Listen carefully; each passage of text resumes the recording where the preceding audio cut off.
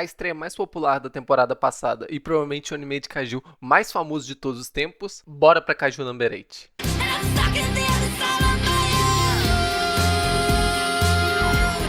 Para começo de conversa, eu queria dizer que eu, particularmente, sou uma pessoa que assiste uma quantidade de anime. Não leio muitos mangás, mas assisto uma quantidade boa de animes. Principalmente coisas da temporada. Algumas semanas antes de sair uma nova temporada, eu geralmente sempre dou uma olhada no anime list, cato ali mais ou menos algumas coisas que eu quero tentar dar uma chance. Elas estreiam, geralmente eu assisto os primeiros episódios, procrastino, e no final termino a maior parte delas. Tendo isso em mente, quando lançou o Kaiju Number 8, eu já sabia que era um mangá popular da Jump, não sei se da Jump Plus, Young Jump, whatever, e obviamente sabia que tinha a temática de Kaiju em algum nível. Não tá muito difícil adquirir essa informação. Mas como eu não leio muito mangá, quando essas coisas saem a galera me pergunta: ah, Shai, o que é esse anime aí? Ah, Shai, você conhece o mangá desse anime aí? Nesse momento eu olho pros olhos da pessoa, a pessoa olha os meus olhos, a gente se entreolha mais uma vez, eu falo: olha, é sobre Kaiju. Esse geralmente é o máximo que eu consigo ajudar. 99,9% das vezes do meu primeiro contato com uma obra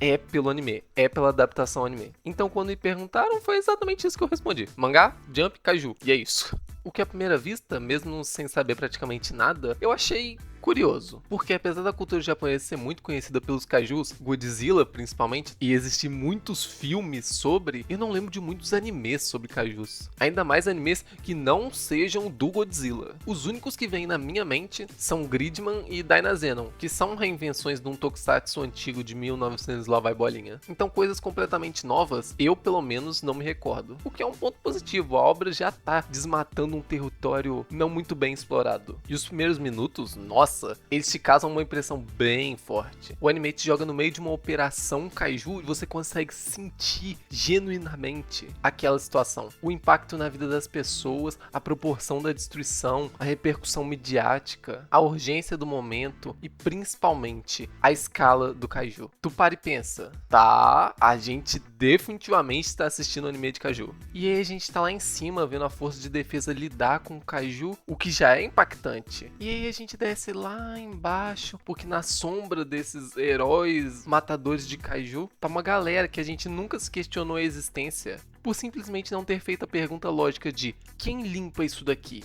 O que é muito interessante, o nosso protagonista inicialmente não é um matador de kaiju, ele é só um cara normal que trabalha limpando bosta de kaiju. E nesse trecho tem só os momentos lindos, daquela área da cidade toda suja, toda destruída, com um pedaço de kaiju pra tudo quanto é lado. E a galera lidando com aquele problema, com um monte de máquina operária, e as pessoas e a sociedade à volta continuando vivendo a vida delas, enquanto tem aquele kaiju só dropado no meio do rolê. O efeito que isso causa na atmosfera e na ambientação é só muito vivo, muito vivo. Pra mim foi uma bela de uma primeira impressão. Até que...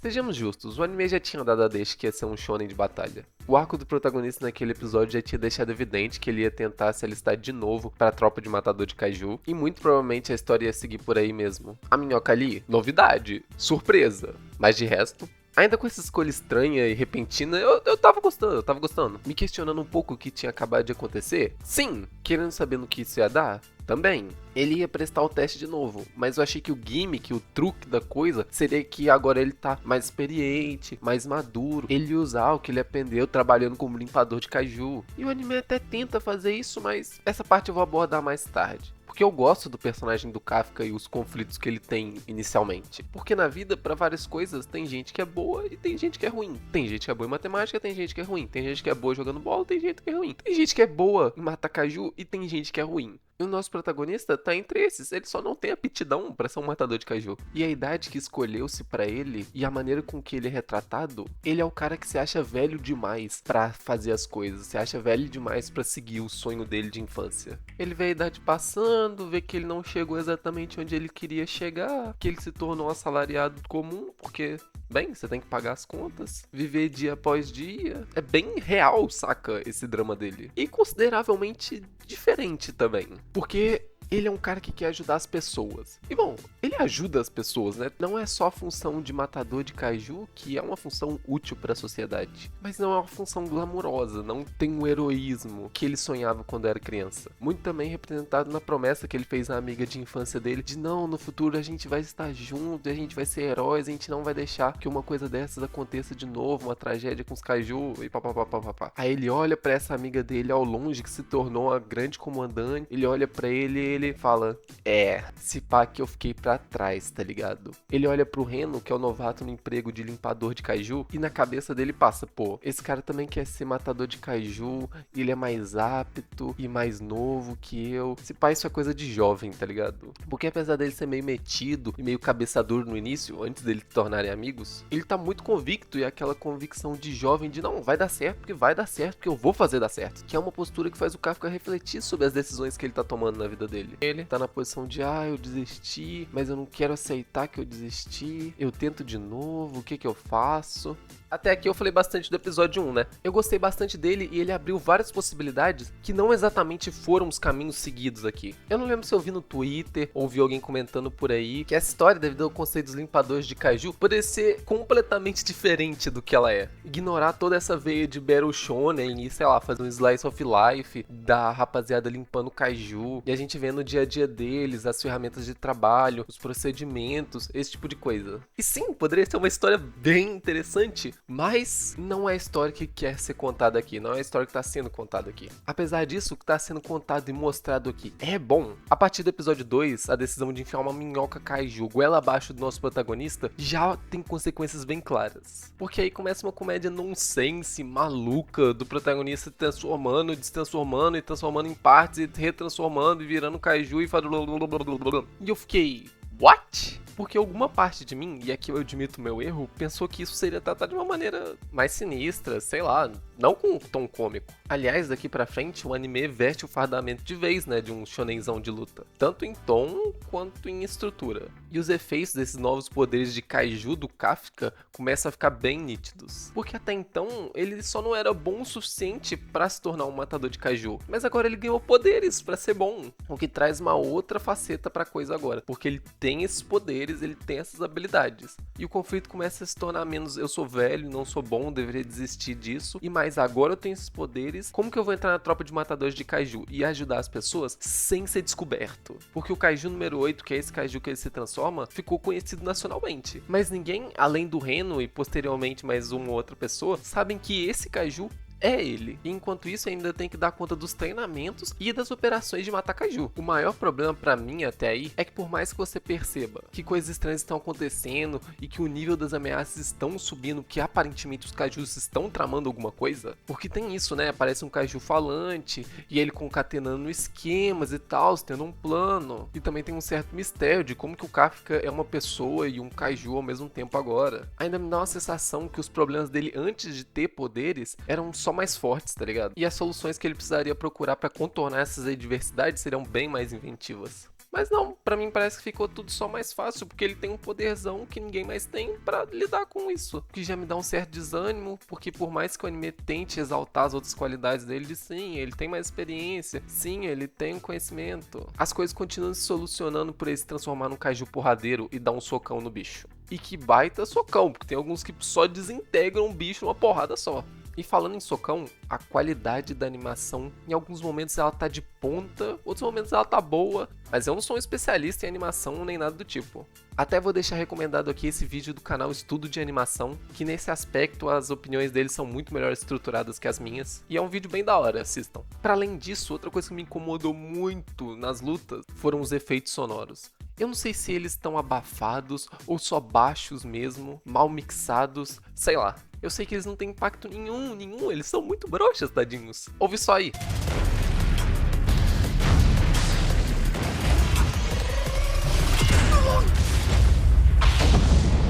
E agora, sobre o pequeno elefante na sala, os designs de personagem. Porque quanto ao design dos monstros, eu não tenho nada além de elogios pra falar. A maioria deles são muito bons. Até o kaijuzinho que o protagonista vira é maneiro. Mas quando se trata de pessoas, eu achei muito feio. Eu entendo as qualidades que esse design pode trazer, mas eu só não achei bem executado aqui. Pelo menos é diferente. infelizmente não diferente pra melhor. Não sei, alguma coisa na cara deles me dava constantemente uma impressão de estar meio torto, sei lá. Olha pra cara dessa galera e tire suas próprias conclusões. E voltando a falar sobre esse bonitão aqui, que eu realmente gostava dele no começo, até pegar um ranço desgraçado da maneira com que eles usam esse personagem normalmente. Porque ele não pode ser só fraco e ruim. Ele tem que ser o mais fraco de todos, um completo idiota, ele tem que ser patético. E eles exageram muito nesse alívio cômico, tanto em proporção quanto em quantidade. Toda hora tem a piada de hahaha, ele é um tiozão muito desajeitado, kkk. E eu já não acho que tinha muita graça no começo, mas depois só... Meu Deus... E os outros, então? Tem o Reno, que é amigo do Kafka e não quer que ele se dê mal. A Mina, que é amiga de infância do Kafka, com que ele fez a promessa. E ao longo de quase todos os 12 episódios é só uma figura distante, que simboliza esse objetivo que ele quer alcançar. Ah, e ela tem um tigre também. Tem o subcomandante, Hoshina, que é o superior direto do Kafka. E achei ele bem engraçado. E tem essa mina aqui, que ô tsunderezinha chata do cara aí. Aliás, além dela ser chata, ela também é a cadete prodígio do batalhão.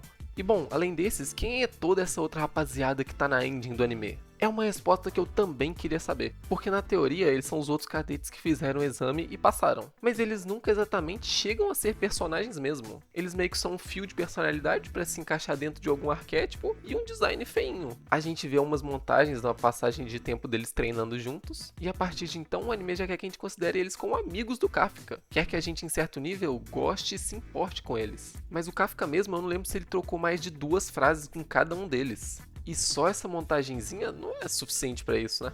E ainda que seja verbalizado em algum momento que, nossa, sem o tiozão aqui, não é a mesma coisa, que falta que ele faz. Mas é? Vocês realmente sentem essa falta toda dele? Novidade, ok. Eu aceito esse gaslighting, eu aceito.